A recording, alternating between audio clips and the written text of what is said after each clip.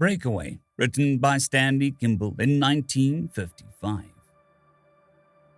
Phil Conover pulled the zipper of his flight suit up the front of his long, thin body and came into the living room. His face, usually serious and quietly handsome, had an alive, excited look, and the faint lines around his dark, deep-set eyes were accentuated when he smiled at his wife. "All set, honey. How do I look in my monkey suit?" His wife was sitting stiffly on the flowered couch that was still not theirs completely. In her fingers she held a cigarette burned down too far. She said, "You look fine, Phil. You just look right." She managed to smile. Then she leaned forward and crushed the cigarette in the ashtray on the maple coffee table and took another from the pack. He came to her and touched his hands to her soft blonde hair, raising her face until she was looking into his eyes. "You're the most beautiful girl I know. Did I ever tell you that?" "Yes, I think so. Yes, I'm sure you did," she said, finishing the ritual. But her voice broke, and she turned her head away. Phil sat beside her and put his arm around her small shoulders. He had stopped smiling. "Honey, look at me," he said. "It isn't going to be bad. Honestly, it isn't. We know exactly how it will be. If anything could go wrong, they wouldn't be sending me. You know that. I told you that we've sent 5 unmanned ships up, and everyone came back without a hitch." She turned facing him. There were tears starting in the corners of her wide brown eyes, and she brushed them away with a hand. "Phil, don't go. Please don't. They can send Sammy. Sammy doesn't have a wife. Can't he go? They'd understand, Phil. Please."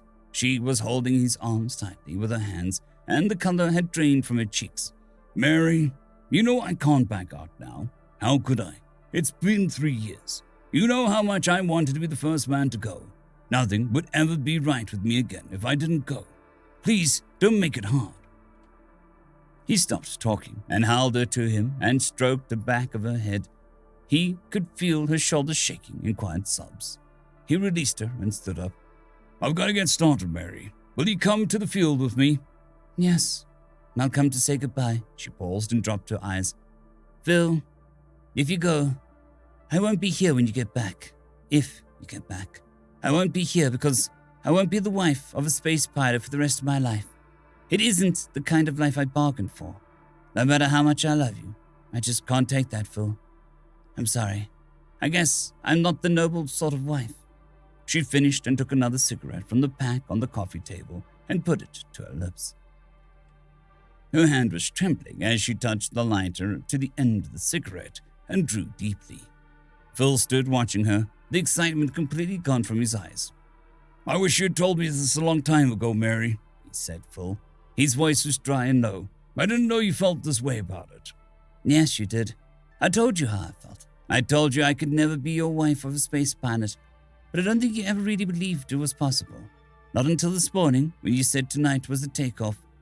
It's so stupid to jeopardize everything we've got for a ridiculous dream." He sat down on the edge of the couch and took her hands between his. "Mary, listen to me," he said. "It isn't a dream. It's real. There's nothing means anything more to me than you do. You know that. But no man has had a chance to do what I'm going to do tonight. No man ever.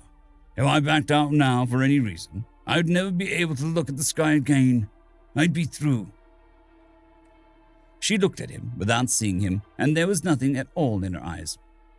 "Let's go, if you're still going," she finally said. They drove through the streets of the small town with its small bungalows, each alike.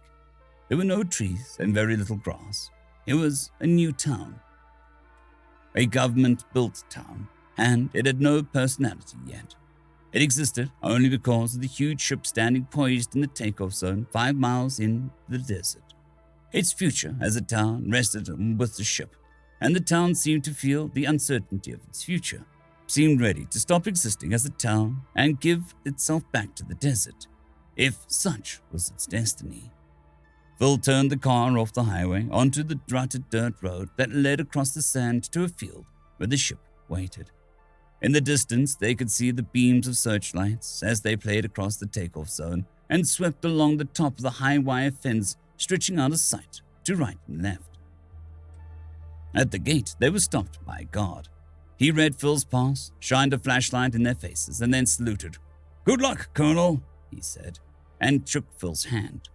"Thanks, Sergeant. I'll be seeing you next week," Phil said, and smiled. They drove between the rows of wooden buildings that lined the field, and he parked near the low barbed fence, ringing the takeoff zone. He turned off the ignition and sat quietly for a moment before lighting a cigarette. Then he looked at his wife. She was staring through the windshield at the rocket 200 yards away. Its smooth, polished surface gleamed in the spotlight glare, and it sloped up and up until the eye lost the tip against the stars. "She's beautiful, Mary. You've never seen her before, have you?" "No. I've never seen her before," she said. "Hadn't you better go?" Her voice was strained, and she held her hands tightly in her lap. "Please go now, Phil," she said. He leaned toward her and touched her cheek. Then she was in his arms, her head buried against his shoulder. "Goodbye, darling." "Wish me luck, Mary," he asked. "Yes, good luck, Phil," she said. He opened the car door and got out. The noise of men and machines scurrying around the ship broke the spell of the rocket waiting silently for flight. "Mary, he began, and then turned and strode towards the administration wing without looking back. Inside the building, it was like a locker room before a big game. The tension stood alone, and each man had the same happy, excited look that Phil had worn earlier. When he came into the room, the noise and bustle stopped. They turned as one man towards him, and General Small came up to him and took his hand. "Hello, Phil. We're beginning to think you weren't coming. You all set, son?" "Yes, sir. I'm all set, I guess," Phil said. "I'd like you to meet the Secretary of Defense, Phil. He's over there by the radar." As they crossed the room, familiar faces smiled, and each man shook his hand or touched his arm. He saw Sammy, alone by the coffee urn. Sammy waved to him, but he didn't smile. Phil wanted to talk to him, to say something, but there was nothing to be said now. Sammy's turn would come later. "Mr. Secretary," the general said, "this is Colonel Conover. He'll be the first man in history to see the other side of the moon. Colonel, this is Secretary of Defense." "How do you do, sir? I'm very proud to meet you," Phil said. "On the contrary, Colonel, I'm very proud to meet you. I've been looking at the ship out there and wondering, I almost wish I were a young man again. I'd like to be going. It's a thrilling thought. Man's first adventure into the universe. You're lighting a new dawn of history, Colonel. It's a privilege few men have ever had, and those who have had it didn't realize it at the time. Good luck, and God be with you." "Thank you, sir. I'm aware of all you say. It frightens me a little." The general took Phil's arm, and they walked to the briefing room. There were chairs set up for the scientists and Air Force officers directly connected with the takeoff. They were seated now in a semicircle in front of the huge chart of the solar system. Phil took his seat, and the last-minute briefing began. It was a routine he knew by heart. He had gone over and over it 1,000 times, and he only half listened now. He kept thinking of Mary outside, alone at the fence. The voice of the briefing officer was dull hum in his ears. "And orbit at 18,000 miles per hour. You will then accelerate the breakaway to 24,900 miles per hour for 5 minutes, and then free coast for 116 hours until..." Phil asked a few questions about weather and solar conditions, and then the session was done. They rose and looked at each other, the same unanswered question on each man's face. There were forced smiles and handshakes. They were ready now. "Phil," the general said, and took him aside. "Sir, Phil, you feel all right, don't you, son?" "Yes, sir. I feel fine. Why?" "Phil, I've spent nearly every day with you for 3 years. I know you better than I know myself in many ways, and I've studied the psychologist reports on you carefully. Maybe it's just nervousness, Phil, but I think there's something wrong. Is there?" "No, sir, there's nothing," Phil said, but his voice didn't carry conviction. He reached for a cigarette. "Phil, if there is anything at all, you know what it might mean. You've got to be the best mental and physical condition of your life. You know better than any man here what that means to our success. I think there is something more than just natural apprehension wrong with you. Want to tell me?" Outside the takeoff zone crawled with men and machines as the base of the rocket.